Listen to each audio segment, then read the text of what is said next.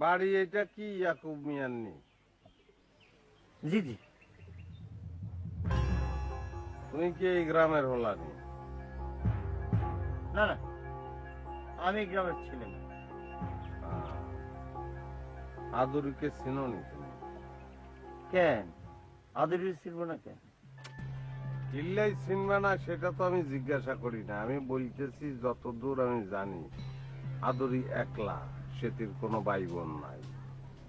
তুই কি আদুরির স্বাস্থ্য বাইনি? জি না। মামতো ভাই? না ফুফাতো ভাই? না।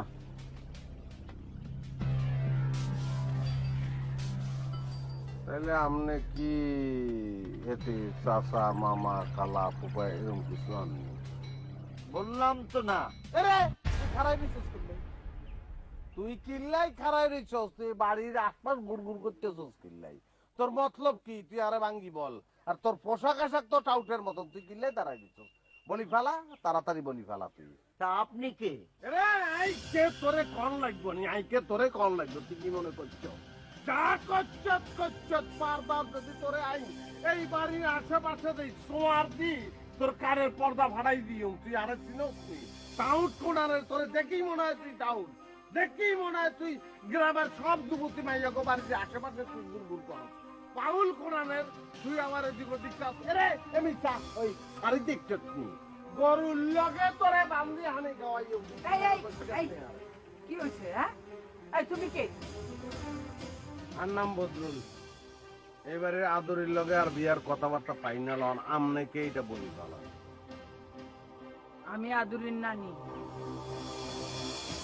ও সরি, নানি চলেন। ও মা, এতে অনেক হারাই গেছে রে। রে পাউল তুই অনেক দাঁড়াই রিসস কিনলে, তোরে তো মারি, তুই কি মনে করছো রে? মোস্কের রাখছে দেখছেন নি হাতে ট্রাকের বাম্পারের মতো মোস রাখছে পাউল, যুবতী মেয়েদের ডিস্টার্ব করে মারি করে। ভাই ভাই শুনো শুনো, আমার কথাটা শুনো। বলি পালা, এটা হইতেছে তোমার শ্বশুর, আদুরির বাপ। হাতে আর শ্বশুরও খেতে আর বাপও বাপ।